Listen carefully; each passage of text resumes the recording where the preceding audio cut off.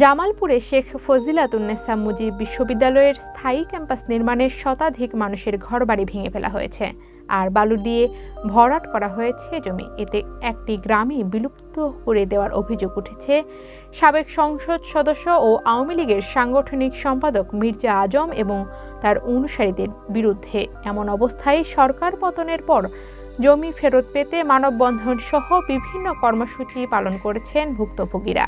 2013 সালের জামালপুর শহরের নয়াপাড়া 5 রাস্তা মোড় এলাকায় গড়ে ওঠে বঙ্গমাতা শেখ ফজিলাতুন্নেসা মুজিব বিশ্ববিদ্যালয়। 2019 সালে ব্রহ্মপুত্র নদের পাড় নাও ভাঙাচর এলাকায় বিশ্ববিদ্যালয়ের স্থায়ী ক্যাম্পাস নির্মাণের উদ্যোগ নেন প্রতিষ্ঠানটির প্রতিষ্ঠাতা জামালপুর 3 আসনের সাবেক সংসদ সদস্য মির্জা আজম।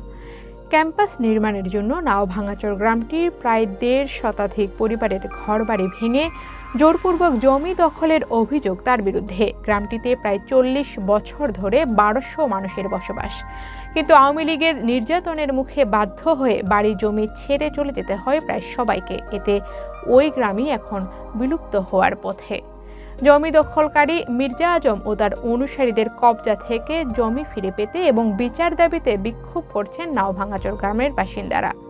শেখ হাসিনা সরকারের পতনের পর নাও ভাঙাচরের জমির মালিকরা তাদের দখলকৃত ভূমি ফিরিয়ে দেওয়ার দাবিতে মানববন্ধন করেছেন।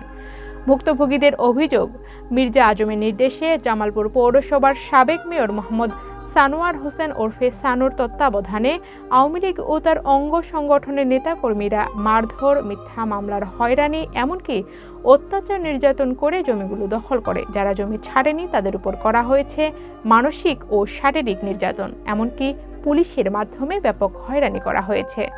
এ বিষয়ে জেলা প্রশাসক শফিউর রহমান বলেছেন, লিখিত অভিযোগ পেলে জমি দখলের বিষয়টি তদন্ত করে ব্যবস্থা নেওয়া হবে।